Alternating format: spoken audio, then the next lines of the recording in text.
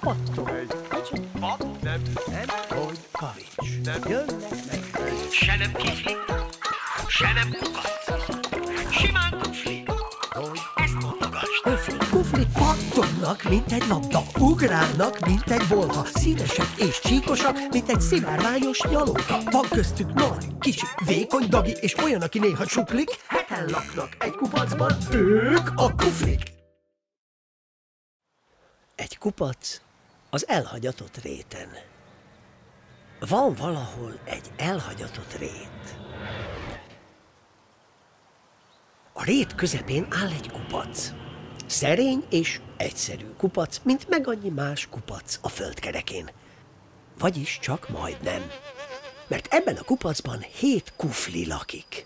Zödön, Pofánka, Titus, Hilda, Valér, Béla-bá, meg Fityirc.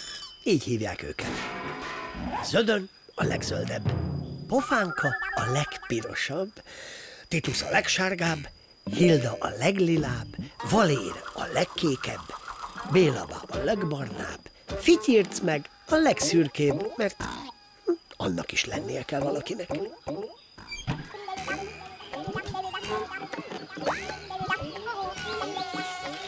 Egykoron a kupac üres volt. Nem lakott benne egyetlen kufli sem. Körben a réten dúsan nőtt a vadzab, a vadsóska, a vadspenót, a vadmarcipán, a vadkavics, a vadradír, meg más hasonló növények. Még nem aztán egy éjjel, mikor éppen dühötten süvített a dermesztő északi szél, egy csapat didergő kufli tűnt fel a láthatáron.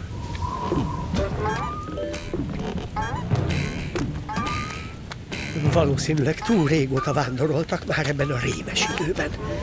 Egyáltalán nem csoda hát, hogy megörültek a kupacnak. Végre volt egy hely, ahol meghúzhatják magukat. Egyikük még néhány száraz faágat is talált, amiből tüzet tudtak rakni. Legalább megsütjük rajta a krumplinkat, gondolták a kuflik. Ez az egy dolog volt náluk, egy jó nagy krumpli, semmi egyéb.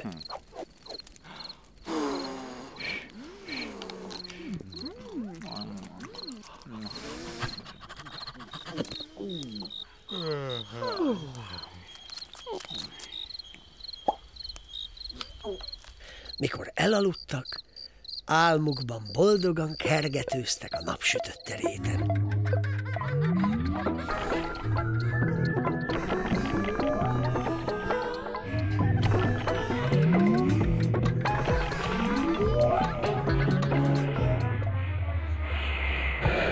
Reggelre kelve aztán eldöntötték, nem mennek innen tovább egy tapottat sem, mert ezentúl ez lesz az otthonuk. A kuflik többször is körbeugrálták, és minden oldalról jó alaposan megnézték a kupacot. Mindenhonnan nagyon tetszett nekik. Kiváló kupac, pont nekünk való! Kiáltották boldogan. Rögtön elő is vették a zsebásóikat, hogy munkához lássanak. Ja igen, mert zsebásó is volt náluk, ezt elfelejtettem mondani. Egy kuflinál mindig kell, hogy legyen zsebásó, amivel szükség esetén kufli üreget tud ásni magának. Egy kényelmes kufli üreg körülbelül ekkora. Hiszen nem csak a kuflinak kell elférnie benne, hanem, ha úgy adódik, mindenféle egyéb dolognak is. Azzal dolgozni kezdtek.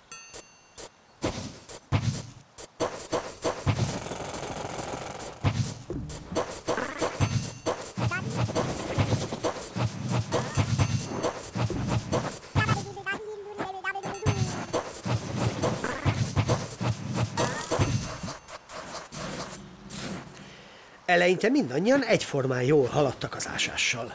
Na jó, Zödön egy kicsikét gyorsabban, mert ő volt a legerősebb. Béla-bá meg talán egy icipicit lassabban, mert ő meg a legöregebb volt. Ne ássunk egy kicsit helyetted, kérdezték tőle a többiek. Ugyan már, hová gondoltak? Tiltakozott Béla-bá, de azért jól esett neki, hogy megkérdezték. Délutánra járt, mire elkészültek. A kupac tele volt szebbnél szebb kufli üregekkel. A legnagyobbat Zödön ásta, a legkisebbet meg Pofánka. A legkerekebbet Hilda, a legszögletesebbet Titus, a legegyenesebbet Valér, a leggörbébbet Bélabá. Fityircé meg mindegyikére hasonlított egy kicsit.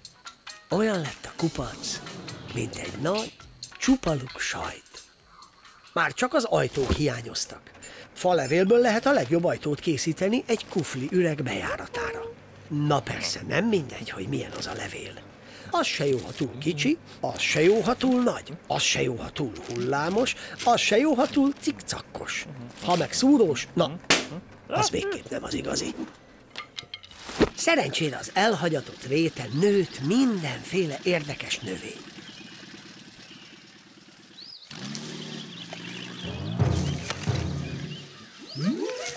Így aztán nem csoda, hogy rövid keresés után mindegyik kufli talált olyan levelet, ami pont illett az ürege bejáratára. Még Fityirc is. Mindenit, bólogattak elismerően. Szemrevaló kuflikupac lett, az már biztos. Lassan bealkonyodott. Nagyon szép volt innen az elhagyatott rét. Milyen más így, a saját kupacunkról nézve, gondolták a kuflik. És ebben bizony igazuk volt.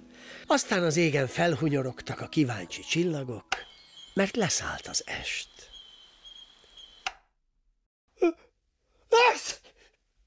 Ne haragudj, kicsit megfáztam. Álmomban egy kupac fagylaltba ástam kufli üreget.